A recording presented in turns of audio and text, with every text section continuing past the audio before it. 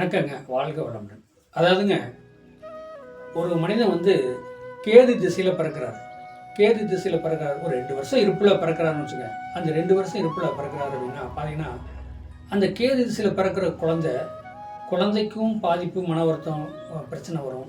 அவங்க வீட்டாரும் அந்த குழந்தையை பெற்ற அம்மா அப்பாவுக்குமே மன வருத்தம், பிரச்சனையாக தான் வாழ்க்கை போகும். அந்த கேது திசை முடிய வரைக்கும் பார்த்தீங்கன்னா பிரச்சனையான வாழ்க்கை. அந்த குழந்தையை பெற்றவங்களே வளர்த்த முடியாமல் கஷ்டப்பட்டு அந்த மாதிரி தான் வளர்த்துற சூழ்நிலையை இறைவன் கொடுத்துருப்பார்.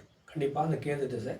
கேதுக்கிறது எப்படின்னா நாணகாரகன், சுருக்க பார்ப்பார், வாழ்க்கையை சுருக்க பார்ப்பார். அதுதான் கேதுவோட வேலை. அதுதான் அந்த கேது திசை ஓடும்போது நீங்கள் முகமில்லாத தெய்வம் விநாயகரை வழிபட வைக்கலாம், ஆஞ்சநேயரை வழிபடலாம், வராவித்தாய், இந்த மாதிரி முகமில்லாத தெய்வத்தை நீங்கள் வழிபட வரும்போது நீங்கள் போன ஜென்மத்தில் என்ன பாவம் புண்ணி பிறக்கிறீங்களோ, ஒரு குழந்தை பிறக்குதுன்னா அந்த போன ஜென்மத்துக்கு என்ன பாவத்துக்கு மாதிரி இந்த ஜென்மத்தில் பிறக்கும், ஜனனிக்கும்.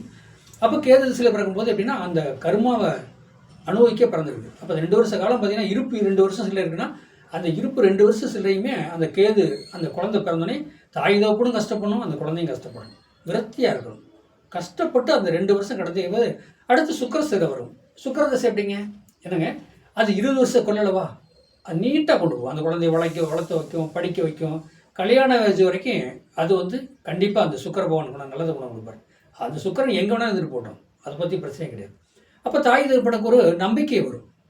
அப்போ நம்பிக்கை எப்படி வரும், பரவாயில்ல இனிமேல் பசங்க பிள்ளைகளை படிக்க வச்சிடலாம், காப்பாற்றிடலாம் அப்படிங்கிற ஒரு எண்ணம் அந்த அந்த தாய் தகப்பனுக்கு வரும். அப்போ அப்படி வரும்போது என்ன ஆகி போயிடும், அவங்களுக்கு ஒரு நம்பிக்கை பிறகுது. சுக்கர வருஷம் 20 வருஷம், சுக்கர திசை 20 வருஷம். அப்போ அந்த 20 வருஷம் போது அவருக்கு தாய்மை பண்பு எல்லாமே எப்படின்னா, இப்போ இந்த குழந்தைகளுக்கு சுக்கரதசை வரக்கூடாதுங்க. ஆனால் வந்தால் பாருங்கள், சாக்லேட்டு, இனிப்பு சம்மந்தப்பட்டது, உல்லாசம், சந்தோஷம் புரியும், நல்ல ட்ரெஸ்ஸு கிடைக்கும், என்ஜாயாக இருப்பாங்க அந்த 20 வருஷ காலம். அந்த 20 வருஷம் முடிஞ்சோடனே சூரிய திசை வருவார். அப்போ அந்த சூரிய திசை வரும்போது அந்த 6 வருஷ காலம் பாருங்கள் எப்படின்னா, அவரும் படிப்பு முடிச்சுருவாருங்களா, அந்த 6 வருஷ காலம் வேலை, உத்தியோகம், அடிமைத்தல், கவர்மெண்ட்டு அந்த சம்மந்தப்பட்டது சப்போர்ட் பண்ணுறதுக்கு அவருக்கு நிறைய இருக்குது. சூரிய திசை அது 6 வருஷம் அப்படிங்கும்போது. அப்போ அந்த சூரிய திசை முடிஞ்சுன்னா சந்திர திசை வரும் 10 வருஷம். சந்திரனா மனக்குழப்பம், அப்போல்லாம் மேரேஜ் ஆயிரும். அந்த குழந்தைகளுக்கு மேரேஜ் ஆயிரும். குடும்ப வாழ்க்கை, குடும்ப சம்மந்தப்பட்டதில் மனக்குழப்பம் அந்த மாதிரிலேயே எப்படி இருக்கும் அந்த சந்திரன், மனோகாரகன் சந்திர பகவான். அப்போ அந்த குழந்தையோட சாதகத்தில் லக்கணத்தில் அந்த சந்திர பகவான் எங்கே இருக்காரோ அதுக்கு தகுந்த மாதிரி தான் மனக்குழப்பம் வரும். அதை வளர்புறை சந்திரன் சூரியன் பார்த்திங்கன்னா நன்மை, நல்ல புத்தி, நல்ல யோசனை கொடுப்பாங்க. அதே தேய்புறையில் பாருங்கள், தேய்புறையில் வரும்போது பார்த்திங்கன்னா அந்த குழப்பமான மனநிலை, குழப்பத்தை கொடுக்குறது, ஒரு புத்தி ஒரு யோசனை இல்லாமல் அந்த மாதிரிலாம் கொடுத்துட்டு போவது அது சந்திரனோட வேலை, சரிங்க. அப்போ சந்திரன் 10 வருஷம் முடிஞ்சு செவ்வாய் வரார். செவ்வாய் வரும்போது கடுபடியான ஆளாக இருப்பார்.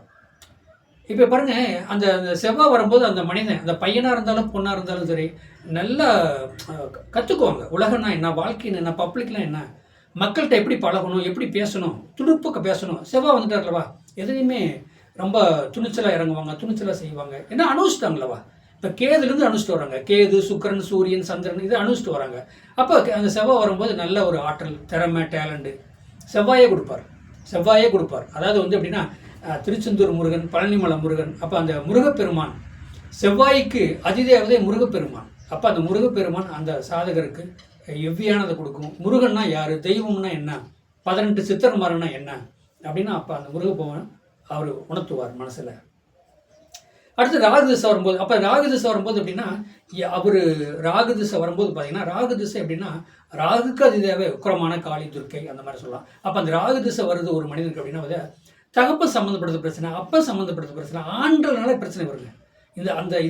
இந்த ராகு திசை வருது, அவர் ஆணாவே இருந்தாலும் அவருக்கு பிரச்சனை வரும், இல்லை அப்பாவுக்கு பிரச்சனை வரும், இல்லை தாத்தாவுக்கு பிரச்சனை வரும். மெயின் அப்படின்னா தாத்தாவுக்கு வயசாயிரும், அவர் இறக்க நேரிடும். அப்போ அவர் தாத்தாங்கிறத எங்கே இருக்கார் என்னங்கிறது அவர் சாதத்தில் பார்த்தாலே தெரிஞ்சிடும். இதை தான் அந்த ராகு திசை. அதாவது வருஷ கொள்ளளவு 120 வருஷம். 120 வருஷம்லாம் இந்த காலத்தில் இந்த கலியுகத்தில் இல்லை.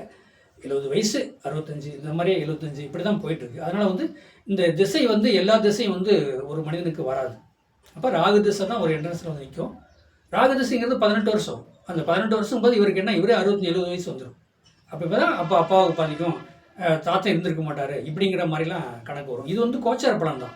இது நான் சொல்லக்கூடியது பொது பலன். இதை நீங்கள் உங்கள் சாதகத்தில் தனிப்பட்ட முறையில் நீங்கள் எடுத்து பேசுங்க. கண்டிப்பாக நீங்கள் வாழ்க்கையில் ஜெயிக்கலாம், வாழ்க்கையில் முன்னுக்கு வரலாம். என்னுடைய சேனலை மற்றவங்களுக்கு சப்ஸ்கிரைப் பண்ணுங்கள், பெல் பட்டன் ஆன் பண்ணுங்கள். ஏன்னா என்னுடைய நம்பர் வந்து 95 14 77 10 74. என்னங்க என்னுடைய நம்பருக்கு நீங்கள் வாட்ஸ்அப்பில் சாதகம் அனுப்பலாம். உங்களுக்கு தெளிவான சாதகம் சொல்லப்படும். வாழ்க வளமுடன், வாழ்த்துக்கள்.